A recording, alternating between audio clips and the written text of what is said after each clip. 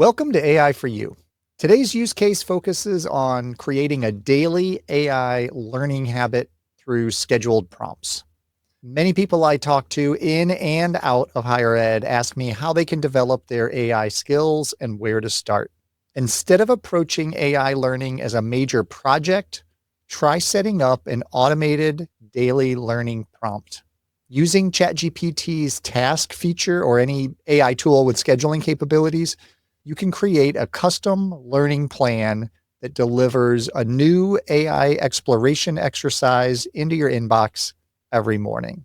The prompt in today's show notes will help you establish a personalized curriculum based on your role, current skill level, and learning goals. Each daily task should take 5 to 15 minutes and build progressively on previous skills, making sure that there's steady improvement without overwhelming your schedule. Today, we're talking with Erin Callihan, the Assistant Vice President of Strategic Marketing and Campaign Communications at NYU. We're talking about building AI literacy through personalized coaching, demonstrating how individual relationships and small wins can overcome institutional barriers, and many other topics. Let's jump in.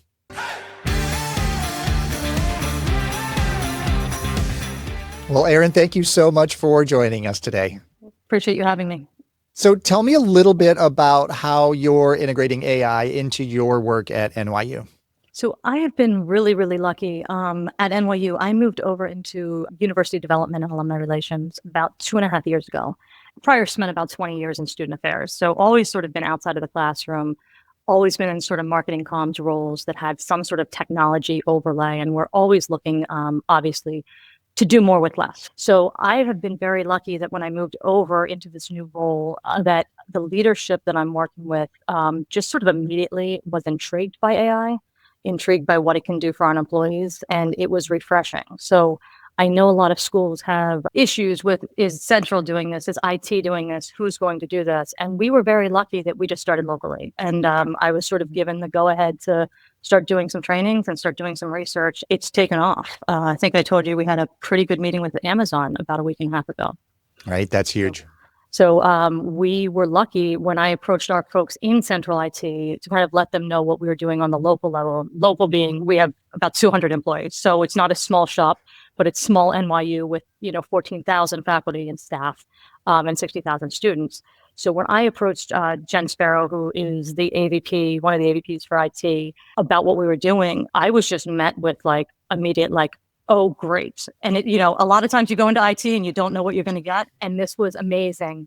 And she said, I need to introduce you to some people. And she introduced us to the AWS team who oversees sort of the higher ed integrations. And last week we were invited, we brought 15 staff members who kind of cover operations, alumni development, HR, finance, sort of all of the tranches. And we got to go and brainstorm, and we got to share what we want to take off our plates, what we are doing repetitively and repeatedly, and it's holding us up. And all of those things that we know sort of innately that are making our jobs harder or slower. And we got to articulate and start to brainstorm with them. So we are hoping that this will be sort of the entry into an AI first mentality of actually trying to flip our shop on its head and really look at how we use not just one tool, but how we use tools across the board to support our data and then to support, obviously, our front-facing, our marketing and our comms and that sort of thing. So super exciting meeting. I'm really excited for this. So stay tuned, but hoping something good. Yeah, I mean, it sounds like that's the perfect way to kind of get things going at institutions. I think trying to just put down an edict from the top it's a difficult way to integrate any technology, any solution. So I think really starting small and finding those pilot projects and those areas with the most opportunity for ROI, which is what all leadership is looking for. Exactly. And then you've got those case studies. Right. And I think that's what's going to sort of move the needle. Coming from marketing comms, and you and I knew this 15 years ago, right? When we were kind of entering into social media and entering into that era, there's a lot of us who kind of took that journey together. And now here we are taking this one, that you do have to start somewhere, and you have to just be able to jump in and start small and have a plan and inch away at it. But as you have those successes and those wins, you automatically get buy-in and people get curious and people want to know more. And that's really sort of my entire focus, is encouraging folks that this is something that's really positive. I know all of the negatives. We all know those. But this is something that we actually have a fundamental opportunity to change how we work. And I think a lot of us have been under-resourced. I think, obviously, with what's happening in higher ed right now, a lot of hiring freezes, a lot of different budget constraints, that this is an opportunity for us to be able to get back to thinking and go back to strategy and doing the things that we sort of did before COVID. And I feel like we've never had a chance to get back to. So I celebrate the successes all the time. And I love when my staff comes up and says, my kid showed me this and I got to show them how I use ChatGPT, right? Or my dad called and asked how to use it and I could tell him how, right? Or the other day I had somebody who was doing an assignment for a graduate class she was taking. And she said, I did this great deck and I'm really happy, but now I have to turn it into, I am a communications manager talking to a CEO of Disney. And I want to pitch my idea. And I said, have you talked to your friend Gemini or ChatGPT? She's like, I didn't know you could do that, right? And we did little one-on-one lessons. And I think that's what's really, really different about the work that we're doing, is it's one-on-one. I have to have sat with at least 30 to 40 employees at this point and just sat down together and gone through different work scenarios. One of whom is our senior vice president, who sat 15 minutes a week, for 8 weeks. We sat down together to sort of get going. Again, I know there's a luxury to sort of have that leadership. It's not everywhere, but start little and show the wins. And I think that's really what's going to get higher ed to kind of wake up a bit more and jump on board. Yeah, absolutely. And that individual understanding, I think, is so critical to being able to connect with this technology and not see it as a threat, but see it as an opportunity, see it as a collaborator. When you got started with AI, what was that like? What was your initial entry into using this technology? It's funny. I feel like I've been using something forever, right? Like, I mean, natural curiosity. My dad's an engineer, right? Used to bring broken computers home from work, dot matrix printers, back in the day, and put them together, right? Like, they were broken, he'd put them together. He and my brother got into the hardware stuff. But I think what I learned immediately was to not be afraid to break things. So from the software side, from web development back in, the 90s, kind of up through, Flash and all of those things, till now, I've never been afraid to sort of jump in. And my favorite thing is to try to break something or to try to use it in a different way. When Beautiful AI and these other AI before ChatGPT, before November, 30th, 2022, and that Gen AI sort of arising, right? I feel like I've been using AI in marketing and comms because it's low risk situations. We were all kind of exploring different things. You really can't mess up making something look pretty, right? So it was a very low risk and easy entry point. So when ChatGPT came along, of course, I was in it immediately. We'd been talking about it at NYU for about 6 to 9 months on the teaching and learning side, knowing it was coming, but we weren't talking about it on the productivity side. So for me, I wanted to know what I could get out of it, what my teams could get out of it, which were solely marketing and comms at that point. My student affairs, my larger team, right, who are doing everything from res life to career services to athletics, where could they learn? And it's funny because that late 2022 and 2023 academic year, I was actually a little frustrated. Like, it was cool at first, and I'm like, okay, this can do a lot of things, but the polish wasn't there. And I wasn't finding it, it was great for some things, but I kind of lost steam a little bit and got away from it. And it was really about maybe 9 to 10 months ago that I got back into, using ChatGPT regularly. And it's a horrible thing to say about an inanimate object, but it is a partner. And I think differently. There's not a thing I do during the day that I'm not considering, or even not even knowing that I'm considering using it, right? So I think I'm on a very, very far side of easy adoption and also just curiosity to see where this goes and to watch how these models are getting better and better. So for me, it was an easy jump. Same for me. It was like a no-brainer. Why do you think it's so difficult in higher ed? What do you think are the biggest challenges that are facing higher ed institutions when it comes to adopting AI? There's probably 3 things, and I don't think any of these will surprise anyone. But I think the way that we're siloed, particularly at larger institutions, or I'd say just about any institution at this point, right? Because you sort of have different layers of, teaching and learning. Then you have outside the classroom. But then you also have my office does this and we get funding here. My office does this. NYU, we have 15 schools, right? So each school has their own source of funding. They internally to figure out how to spend that, right? So it's hard to have oversight. And there's a lot of advantages to that. But when you're trying to do something that's large and trying to figure out how to have an enterprise anything at at this point, it's really, really tough. So I think the silos are tough.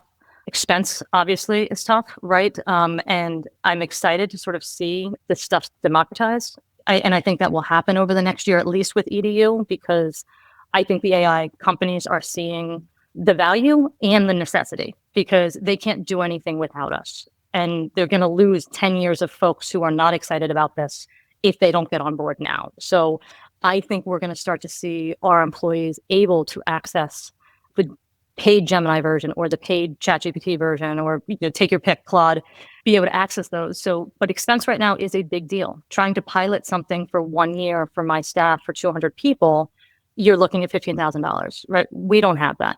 It's just not something we have. And I think the third thing is the teaching, like the learning part of this. Who is going to do the education and the literacy behind this? So it's one thing to give somebody a tool and say, go jump in the water, but that's not what we want. That's just going to lead to frustration. And honestly, how many times have you had a tool just dumped on you, right? The amount of times we pick a new tool and say, use this, it's going to solve all your problems. And it's not. It's another thing I have to take time out of my day to learn and adapt to and figure out where I'm going to use it in my flow and all those things. This has the ability, if we can get literacy right, and if we can, use external partners who are already doing this work so well, but they can kind of teach the teacher things, right? Like some of these companies come in and can start to educate folks across different areas, and then we can let this trickle down. Then I think that this adoption is going to go a lot better. That's what we need. Our employees are multi-generational, right? Every single one does a different task. So I think we really need somebody to come in and or homegrown, and teach from the beginning so that this is not intimidating and not infuriating, and which we know these tools can be. Yeah, absolutely. And one of the things I say all the time is that AI is not a technology adoption project. It is a change management initiative. And in any change management, you have to educate before you distribute, before you make the change. I think another challenge in higher ed is that when it was first introduced, it came in as a way to cheat. Correct. So a lot of people still see it as cheating. 100%. And I think it's going to take a long time to get over that. I think that's one of the most recent realities that I've had. And there was an incredible article in the New Yorker by a Princeton professor within the past week about the humanities and AI. And he did such an incredible job, telling these stories through the eyes of his students and through his own eyes. And really made me sort of aware. And again, I've been out of the classroom, right? Like I'm over here in fundraising and alumni. So I'm even a little further removed than I typically am. But there's such a culture of fear, and that's fear of getting caught using something. And it's fear of being replaced or becoming redundant. And those are heavy things. I mean, 18 to 22 is not an easy time anyway. So I think we have really 4 years of students who had also gone through COVID, keep in mind, right? So the education that they have had has not been normal, and this is the first bump that they've had, right? This has been a really rocky road for these really persistent students. I mean, you have to really give them credit for the things that have happened during their time. But I worry about the 4 years of high school students right now and the 4 years of college students. We've had 8 years of folks who are more concerned, rightly so, with the environment, with bias and sort of social justice, with these large companies not wanting to give them more power. Very, very valid concerns, but they're going to be in trouble when the workforce shifts, and it's going to shift dramatically. I was about to say in the next 12 to 48 months, but really I think in the next 3 to 48 months, because this is already happening. And I see my folks as needing skills now. So I can't even imagine when the folks that we used to consider digital natives, as much as you hate the term, right? The folks that are supposed to know technology, be comfortable with technology and do those things. It's going to be hard enough right now in this economy with this jobs, with things changing over. And it really, really concerns me. And then behind them, you're going to have folks coming up who have been schooled in this for 8 years coming up behind them. And they're going to get out of college and they're going to be ready. I worry about that. I don't want to call it a lost generation, right? but it's kind of clicking with me that we need to hurry up and give them support. And part of that is exactly what you said. We need to stop calling this cheating. We need to stop calling this evil. We need to teach people how to learn in different ways. And quite honestly, we need to understand that learning is not the same as it was 6 months ago. It's just not. I don't consider it cheating when I use ChatGPT to help me write. It's a partner. It's my work, right? At the end of the day, I'm going to take the ownership over anything in that, I guess is what I'm saying, right? I'm not going to go patent that work, nothing like that. Not even going to get into copywriting. But, this is a tool that I'm going to use over and over. And I think that's my biggest concern right now, is making sure that we don't lose a generation of, incredible students who have a lot to offer the world and aren't going to have the tools to jump in. I mean, any institution that's not teaching their students how to use these technologies and really integrate them in a way that creates this change, they're doing them a disservice. They're not preparing them for the workforce. So. And then you have this small subset who are using them anyway, right? Exactly. So would you rather do this the right way and they get driver's ed, right? And before they get in the car, or would you rather they just steal mom and dad's car? It's up to us. And that's not on them. That's really, on folks who are, leading institutions and who have the day-to-day interactions with our students and our alums. Yeah. And probably those students are feeling guilty or sneaky or underhanded about using these technologies instead of feeling empowered and emboldened. So, well, I am a lifelong learner, and I've been doing a whole lot of the certificates, in some ways, obviously, to learn, but in other ways to see how folks are teaching AI across different things, and many different institutions, from NYU to Harvard to Berkeley Law to Oxford, right? Reading what they say about these classes. And we're getting the same thing that at least all of their online students are getting. I have to say, I'm taking an online class and I'm reading one of these and I'm saying, the class is about AI, and you are like making me absolutely terrified to even open this while I'm taking this class. I'm a 50-year-old adult. Like, I can't, how do you unwrap this? And where do you go to have questions or to question that authority or to push that limit? There isn't an AI guru at every institution. It's like, oh, I'll go to that office and figure this out. We can't figure out who's leading, right? And kind of really cool about that, right? Because nobody's leading because we're all in this together. But that's not cool to the people who need leadership and need guidance. Yeah. And, speaking about that, there are a lot of institutions out there who have not started, who haven't even thought about creating guidelines or where are they going to start integrating. What advice do you have for those institutions, either for leaders in those institutions or for the staff in those institutions? I'm going to skip the leaders, I think. And part of that is, I do think that this is going to take a groundswell from the bottom up. And it's also going to take universities like the UCal system that is doing, integrated work across the whole. University of Adelaide, who is doing integrated work and offering AI courses to everyone, right? There are schools who are taking this on that I hope act as inspiration and also act as peer pressure, right? I hope that we're one of them, as we move forward here. For the people who are feeling like they don't know if they can start, the reality is you need to. And there are free ChatGPT. You don't have to be on paid versions. I would love if you had $20 and didn't want to have 4 coffees next month, to do it for 1 month, just to see the differences and to sort of really get yourself in depth. To me, it's the best $250 I spend in a year, and I'm never going back, right? And that's with other tools, right? I love Gemini. It's coming out. We're a Google school, but I have a little favoritism. It's kind of like my iPhone, right? I'm never getting rid of my Apple products. It's in there. So I think folks can go out and really start to use it in their personal life. If you're afraid to use it in your professional life. I remember, one of the talks that you were giving in October at Hyatt Web, right? Now Digital Consortium. Collegium. Yep. Collegium. I'll get that eventually. The DC, talking about how you do your dinners, right? Like how you're cooking for all of these kids, right? Yourself, your wife, all these things. But those are practical ways. And I remember early on, probably about 1.5 years ago, a person named Beck Tench, who I met down at Duke at Hyatt Web 2006, 2007, right, is in library science. And she's now up at Harvard working on a lot of really cool things. She posted on her blog an entire thing about how she used ChatGPT to pack for a trip. But it was the first time that I watched somebody say, hey, and I told them to put it in the table. And I told them to do this. And I told them, and I'm like, wow, like, the light bulbs go off. And if you're using it outside of work, then you start to see where you can use it in work. Paul Reitzer's sort of formula, one of the things that he puts out there is like looking at 4 things in your work. I think, is something repetitive? Is it predictive? Is it generative, meaning can it be created? And, is it data driven, right? If you're doing those 4 things, it doesn't have to be all 4 of them, but we all cross over those boundaries. If it's crossing over 1 or 2, or it's highly repetitive, right? It's a perfect time to jump in and try, because the only thing you have to lose is, an hour up front of messing with it. But the time that I've saved, I mean, I have to be getting back, 15 to 20 hours a week right now. It doesn't mean I'm working less.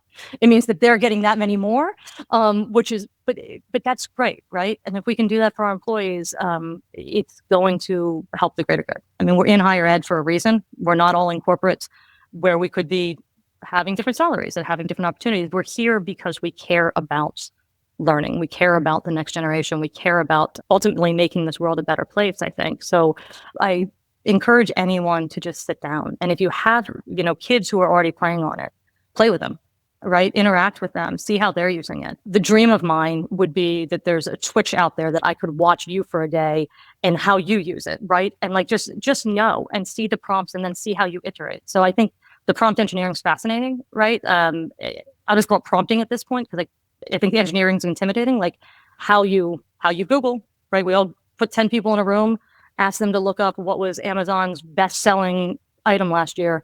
You're going to get 10 different ways that people type into that Google search engine. ChatGPT or any of these, Gen AI tools, it's even more intense. And it's what you put in, but then it's the back and forth. And that's where it's really, really cool to see how other people get it to provide the information they're seeking, or get it to go down a different wormhole to learn something new, right? And I think both of those are benefits. But yeah, that would be my dream. Is I could just watch. I have like 5 or 6 people, I'll throw Paul in there, I'll throw Ethan Mullick, I'll throw Mike, but like if I could have just a day of watching them work, I think we'd all be better for it, because you can learn. So get out there and start. Grab a buddy that you or a colleague and do it together if you can, right? But just make 15 minutes for it each day. Your boss isn't going to notice. Yeah, absolutely. I set up a task in ChatGPT, so every day it prompts me with a new thing to learn, and it gives me like a homework assignment to do to start my day off. Yeah. Oh, I love that. Yeah, it works out very well. Actually, that'll probably be my prompt for this episode. So we talked a lot about, you had some very interesting use cases there. What are some of the most innovative or effective implementations that you've seen, either in higher ed or businesses or in personal lives, that you have been like most surprised about, or It's so funny. If you had asked this question 6 months ago, there were like the 2 or 3 things that popped out, right? And now I feel like every day I'm seeing somebody doing something new, and that's really, really exciting and really, really cool. I think one thing that I did just kind of the numbers really surprised me, and it's very relevant to what we're doing. But AWS worked with UCLA Business School. They were working with fundraising team. I'm not sure, kind of what that was, but they were using all of the data to really personalize emails. So we talk about this all the time in marketing, right? Like, we need to segment, we need to personalize, we need to get the attention of folks that we're competing against everyone and everything. And they were able to even pull like professors' names, what classes they took, what dorm they were in, all of these different things, a lot of different methods, different AI methods, and tied it together. And these campaigns that went out to these folks, they actually it was a 63% increase, not in opens, in click-throughs. All right. And 130% increase in dollars raised from the campaign year over year. We got a lot of smart people out there, a lot of trends, a lot of people saying, we need to do these things, but I can't personalize everything because my data is not in order. And the risk of messing it up, right, kind of kills the reward if you're not careful and you're sending an email to the wrong Jane Doe. Not cool, right? But I thought this was a really neat thing to see that somebody succeeded. I think we've all thought about it, but to see somebody exceed. Athletics is one of the other places that I'm seeing a lot more use of this in college athletics. And our teams were Division III, but it's pretty exciting. We've had our women were number 1 in the country. Our men were, we're number 2 in the country. Our swimming and diving were 2 and 3 in the country, cross country. Like, we've had a really successful year. A lot of that has to do with the transfer portal that you can now transfer from from Division 1 to Division 3 outside of your undergrad institution. So I know this is inside baseball for a lot of folks, but the bottom line is there's a transfer portal where you have 10,000 students who want to transfer to go do their graduate degree somewhere else. NYU has thousands of graduate degrees, and you get to live in New York City for 1 year, right? Like it's kind of a win-win. You might not want to be there at 18, but maybe at 23, this is the really cool thing. And you may want to work in New York afterwards, right? So we're attractive to a lot of folks for that reason. But trying to figure out in a limited window who are the folks that have the academics, who have the finances, who can play, who are in the positions that you want, all of those things, it's really tough for a coach to kind of do that manually.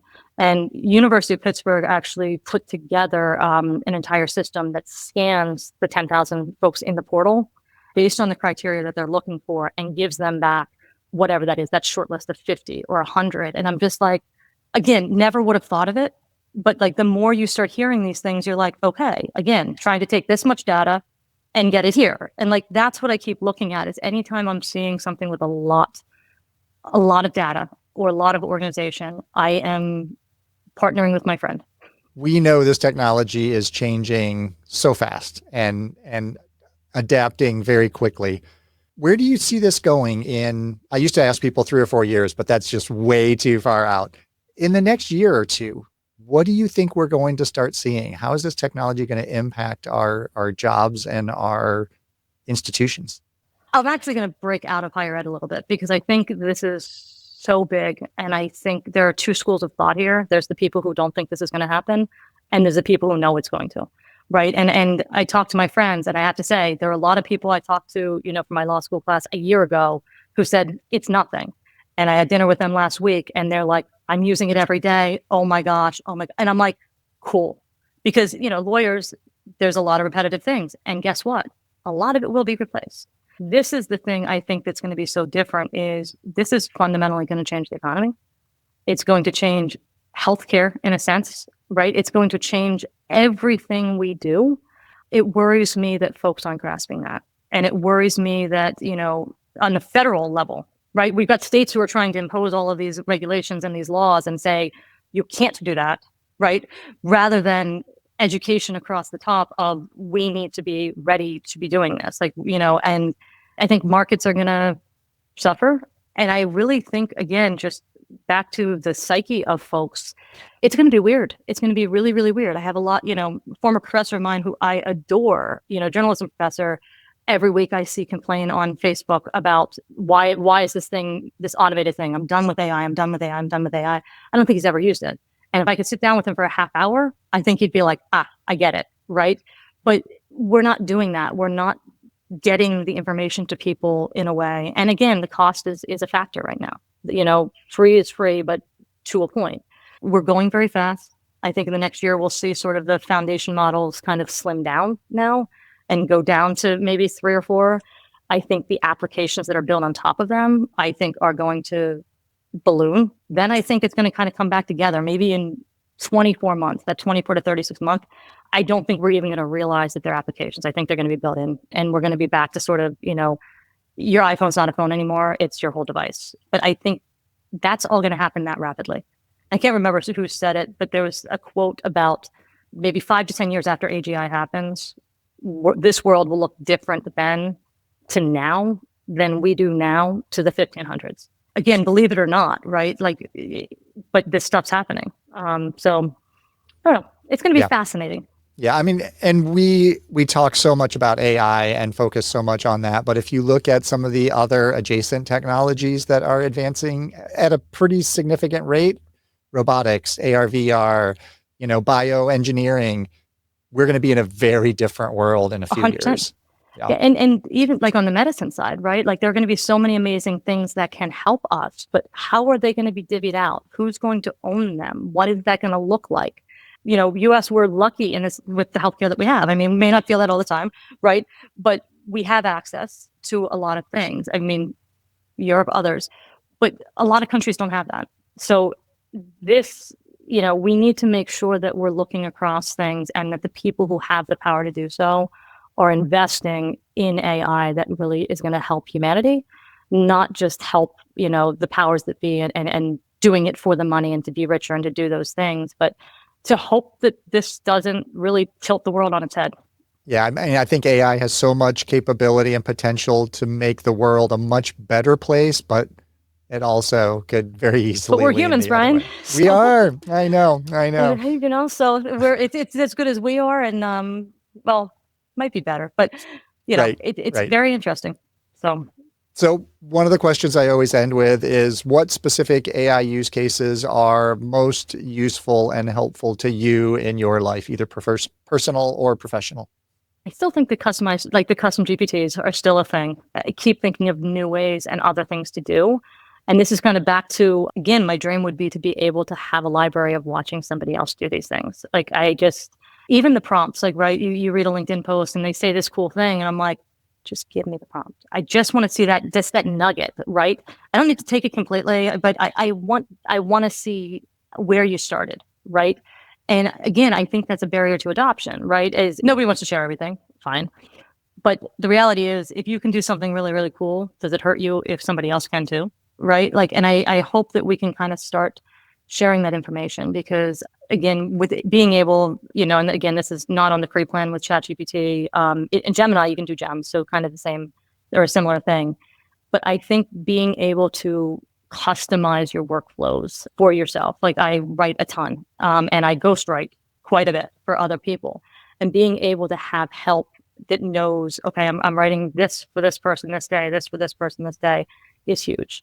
Just getting into the style guide thing, right? Like of importing all of our style guides so that we have our style guides in one place. And again, NYU is a very large, complex place, right? But how we write our times, AM, PM, capitalized, not capitalized, do they have dots, alumni versus alum versus alumna? Like these are things that we want to be consistent about. I mean, we're one brand, so we want to have that consistency, but we have turnover. Education has people who are growing or who are moving out, into different roles.